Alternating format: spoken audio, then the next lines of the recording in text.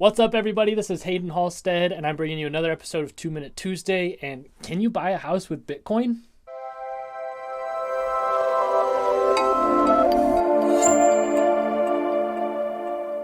You've probably seen it a bunch in the news lately. There's been a bunch of hype about it. It's been breaking records constantly. We're sitting at $48,000 a coin, and Tesla and Elon Musk just announced that they were going to be putting some of their money into it. And so if we're so interested in buying Bitcoin as a currency, what can we actually do with it once we bought it? I'm coming at you from a real estate perspective today. What would you be able to do if you had a bunch of Bitcoin and you wanted to buy a house? The first house that was sold with Bitcoin was back in 2017 in Austin, Texas, and the buyer wanted to buy the house with Bitcoin, but the seller actually just wanted USD, American dollars. And so what they had to do was just find a company that could just transfer this large sum of Bitcoin into USD. And so that wasn't actually that complicated. They just had to find some company called BitPay to help them out make that transfer. And all in all, I think it was a fairly easy process. We've seen Ryan Serhant, $1 Million Listing Agent, come out recently with a video from a few seasons ago in $1 Million Listing of a buyer trying to give 50,000 Bitcoin for a Manhattan apartment. And ultimately, I don't think they took it, but Ryan recently did the calculations and they would have been making billions of dollars at this point. So if you have Bitcoin or you want Bitcoin for your real estate, what do we do? How do we do it? We have to look at it from three different perspectives: the buyer, the seller, and all of the middlemen involved in selling real estate. So here we go. One thing you can do as a seller is put it up on bithome.com, where it's basically Zillow, but you say that you're going to accept a certain amount of Bitcoin for your home.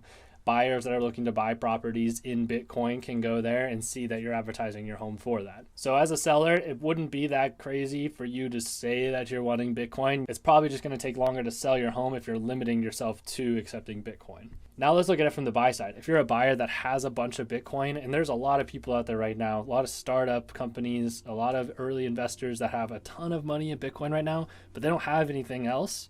And so they're not super lendable in the traditional sense. And so they might be sitting on a bunch of Bitcoin and be able to afford to buy a house. But in our standards of currency right now, they wouldn't actually be able to qualify or purchase a house if they can't find the house that they want where the seller's accepting Bitcoin. So what they can do is reach out to a company like Salt Lending and get a blockchain-backed loan.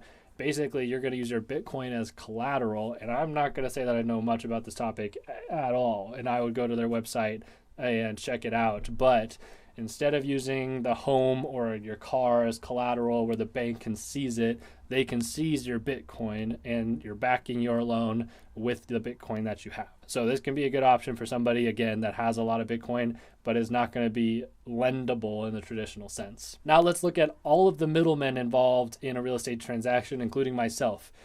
When we're in a real estate transaction, we have to pay real estate agents, title reps, mortgage people if they're involved.